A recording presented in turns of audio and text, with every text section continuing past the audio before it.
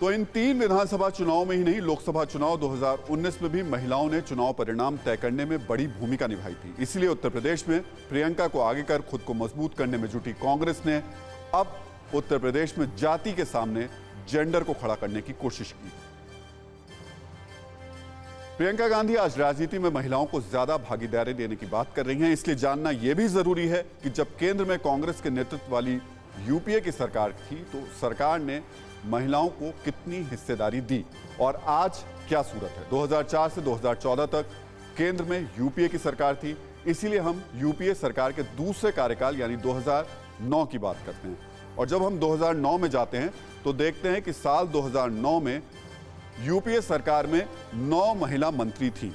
और अब हम आते हैं बीजेपी की दूसरे कार्यकाल में यानी साल 2021 में, और जब यहां हम देखते हैं तो इस वक्त मोदी सरकार में 11 महिला मंत्री इस वक्त मौजूद हैं। जाहिर है यूपी के मुकाबले मौजूदा सरकार में महिलाओं का प्रतिनिधित्व अहम है। इतना ही नहीं, वित्त मंत्रालय जैसे अहम मंत्रालय भी निर्मला सीतारमण के पास है। प्रियंका गांधी ने यूपी में 40% टिकट महिलाओं को देने का ऐलान किया है। आपके लिए यह जानना भी जरूरी है कि संसद में महिलाओं को आरक्षण देने के लिए लाए गए महिला आरक्षण बिल का क्या हाल है। 12 सितंबर 1996 को यह बिल लोकसभा में पेश किया गया था। बिल में लोकसभा और राज्य की विधानसभाओं में महिलाओं को 33% आरक्षण देने का प्रावधान है। वाजपेयी सरकार के समय भी बिल ये पास नहीं हो पाया। यूपीए 1 में मई 2008 में फिर लोकसभा में इसको पेश किया गया। 9 मार्च 2010 को राज्यसभा में महिला आरक्षण बिल पास हुआ। यह बिल संसद में फिलहाल पास नहीं हो पाया है। संसद में जब भी यह बिल पेश हुआ, लालू यादव की आरजेडी और मुलायम सिंह यादव की समाजवादी पार्टी ने इसका विरोध किया। आज राजनीति में महिलाओं की ज्यादा हिस्सेदारी की चर्चा हो रही है। कांग्रेस जेंडर को कास्ट के मुकाबले खड़ा करने के लिए महिलाओं की हिस्सेदारी की चर्चा कर रही है। लेकिन हम आपको बताते हैं कि राजनीति में महिलाओं की मौजूदगी हमेशा से ताकतवर रही है।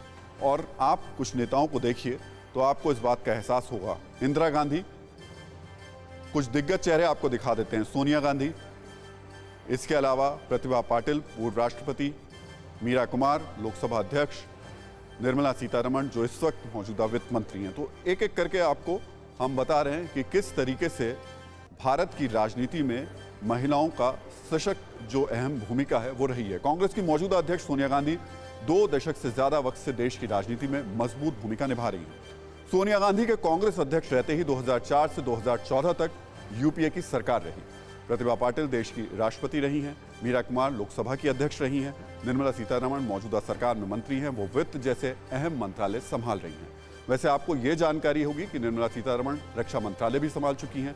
तो प्रियंका का ये कास्ट वर्सेस जेंडर का दाव कितना कारगर होगा, इसका इंतजार रहेगा। वैसे कल यानी 20 अक्टूबर को प्रधानमंत्री मोदी उत्तर प्रदेश को विकास की एक सौगात भी देने वाले हैं।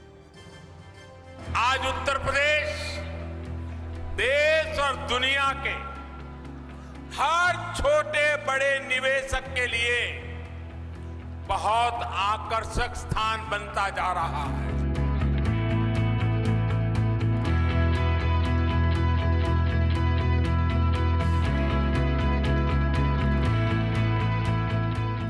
पीएम मोदी यूपी को विकास की एक और सौगात देंगे। पीएम मोदी 20 अक्टूबर को कुशीनगर में देश के 29वें अंतर्राष्ट्रीय एयरपोर्ट का उद्घाटन करेंगे। यूपी को मिल रही विकास की सौगात के गवाह श्रीलंका से आए विशिष्ट मेहमान होंगे। श्रीलंका के राष्ट्रपति इस मौके पर कुशीनगर में मौजूद रहेंगे। श्रीलंका से आया 125 सदस्यों का प्रतिनिधि मंडल भी कुशीनगर में मौजूद रहेगा। एयरपोर्ट पर सबसे पहले श्रीलंका से बौद्ध भिक्षु आएंगे, जिनकी अगुवानी पीएम मोदी खुद करेंगे। कुशीनगर वो जगह है जहां भगवान बुद्ध ने महापरिनिर्वाण प्राप्त किया था, इसलिए बौद्ध धर्म मतावलंबियों के बीच कुशीनगर का खास महत्व है। सरकार की कोशिश है कि कुशीनगर को बौद्ध सर्किट का सबसे महत्वपूर्ण स्थान बनाया जाए। उत्तर प्रदेश में जो पिछली सरकारें रही हैं, उन्होंने कभी भी इन आध्यात्मिक विरासत के केंद्रों को उनके उद्धार के लिए कभी प्रयास नहीं किए हैं। आज नरेंद्र मोदी जी के प्रधानमंत्री बनने के बाद पूरे पूर्वांचल की एक पूरी भाग्य में एक बढ़ोतरी हुई है। जो कुशीनगर एक बड़ा केंद्र था बौद्ध मतावलंबियों की आस्था का, लेकिन कुशीनगर को भी कभी स्थान नहीं था। आज कुशीनगर में अंतर्राष्ट्रीय एयरपोर्ट बना करके हम पूरे जितने भी बौद्ध मतावलंबी देश हैं उन सबको एक साथ कनेक्ट करके एक बड़ा टूरिस्ट डेस्टिनेशन खड़ा करने का काम उत्तर प्रदेश को कर रहे हैं। यूपी में विधानसभा चुनाव की सरगर्मी शुरू हो गई है, इसलिए कुशीनगर को मिल रही सौगात को भी चुनावी नजरिए से देखा जा रहा है। पीएम मोदी इसी महीने की 5 तारीख को लखनऊ पहुंचे थे। अब पीएम मोदी कल कुशीनगर के दौरे पर होंगे। ऐसे में विपक्ष इस कार्यक्रम को भी राजनीति से जोड़कर देख रहा है। तो अब लॉर्ड बुद्धा का ध्यान आ रहा है। श्रीलंका से बहुत भिक्षु भंते जी वगैरह बुला रहे हैं, लेकिन इसमें राजनीति नहीं करना चाहिए। ये श्रद्धा का मामला है, तो श्रद्धा को राजनीति से न जोड़ें। पीएम मोदी भगवान बुद्ध के परिनिर्वाण स्थल पर एक अंतर्राष्ट्रीय बौद्ध सम्मेलन का भी उद्घाटन करेंगे। इस कार्यक्रम में कई देशों के बौद्ध श्रद्धालु शामिल होंगे। परवाह देश की, सोमवार से शुक्रवार रात 10 बजे TV9 भारतवर्ष पर।